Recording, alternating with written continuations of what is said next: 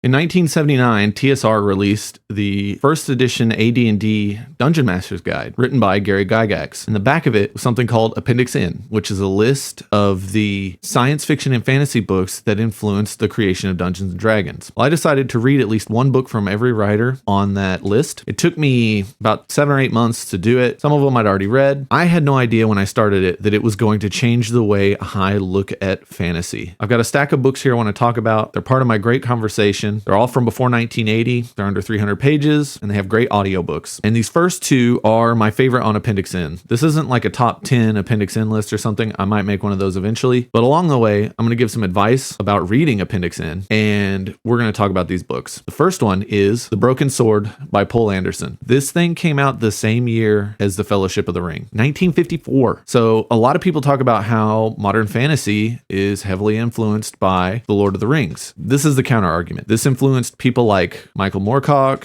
Roger Zelazny, Tanith Lee, all that good stuff. And while you have the power of friendship and all that happy stuff in The Lord of the Rings and these epic heroes and these beautiful landscapes, this has people caving in your head. The Broken Sword is like the 1950s fantasy equivalent of The Northman. It is brutal. It is unbelievably epic. I mean, it's so epic in the way it is written and its style that Poul Anderson revised it in the early 1970s, and he straight up said, I could not write that book now. That was a different person that wrote that. I would not be brave enough to put some of that stuff to paper. Not the content, the style. The style is so unique. And one of the things it did for me was it opened my eyes to how epic and adult fantasy could be from 60, 70 years ago. And before that, I just didn't really think of it. I'd read some stuff, everyone reads Lord of the Rings eventually. I was never the biggest fan. It just felt kind of like, okay, yep, they're on an adventure. Like, I want adult fantasy. This is like rated R if it was a movie. Actually, I don't know if it could be made into a movie, but it should. It's so good. I highly recommend it. It will change the way you view fantasy from like the 1950s and the 1960s. And the second one on the list is so nice. I bought it twice. Lord of Light by Roger Zelazny. The audiobook is wonderful. And this book, like when I got this in the mail, like I teared up. This book means so much to me. I had never heard of it until I saw it on Appendix N, and I thought, well, I want to get into Roger Zelazny. Let me see if I can find a decent audiobook I can listen to. I found Lord of Light. Holy crap. I was legit upset when I finished that book. I have always followed top 100s, top 50s of science fiction and fantasy. This book is written as science fiction and fantasy, and it's not on either of those lists, and it's incredibly stupid. This is my favorite speculative fiction book of all time. I just could not understand how more people haven't read it. It's so groundbreaking. Like the fact that he writes epic prose and somehow mashes that in with dialogue like, can I bum a cigarette? I just don't get it. I don't get how it's done so well. And it's stuff like this. I didn't know this kind of thing existed in fantasy. And now I'm on the hunt for it constantly. I've read more Roger Zelazny since then. All of it has been wonderful. And I'm just like, wow. And the way he manages to merge science fiction and fantasy, but not in a way that is off-putting. You can read this as a fantasy book and it works perfectly well. You can read it as a science fiction book. It works perfectly well. It's just so good. And just all of the themes, all of the characters, I highly recommend Lord of Light. This book is beautiful. And this one, if you can find this one, this is a book club edition, even in this shape. It's real pricey. So if you can find one for a decent price, you should pick it up. Kind of the progress through these books is one of the things that slowly changed the way I look at fantasy and the way I read it. I had never read a lot of stuff that blended science fiction elements and fantasy elements. It seems like it's not popular at all nowadays. It kind of sucks because I've got these 3 books here. These little boys or little fellas, and we're going to talk about them. The Eyes of the Overworld by Jack Vance. I just finished this recently and it's so good. And it does such an amazing job of blending far future technology to the point that it feels like magic and fantasy. You don't see that nowadays. And it just makes me kind of sad. I really wish that there was more like it. And stuff like this. Andre Norton's Witch World. This has basically a wizard fighting a cybernetically enhanced psychic user on a submarine. How amazing is that? It's ridiculous. And it's done so well. And I've only read the first book. I plan on reading more. There's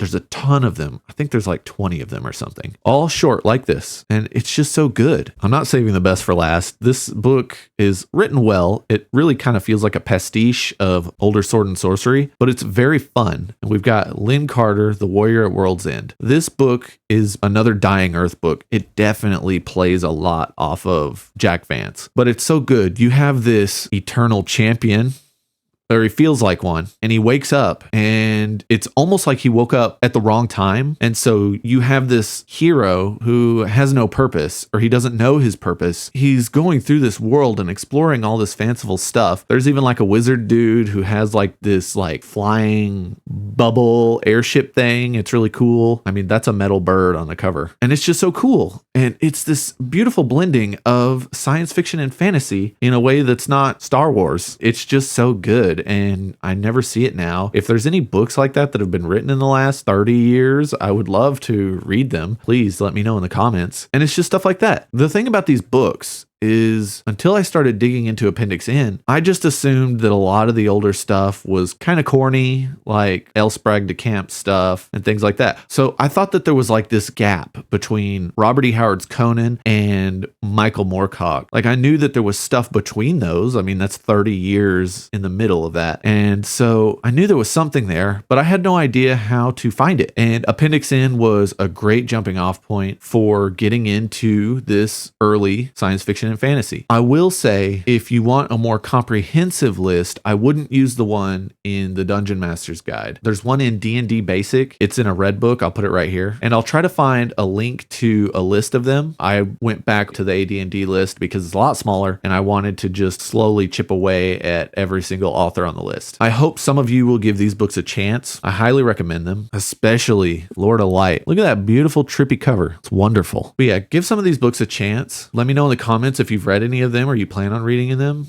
If you have anything else around that era that had as much of an impact on you as these did on me, let me know in the comments. And with that, I'll see you next time.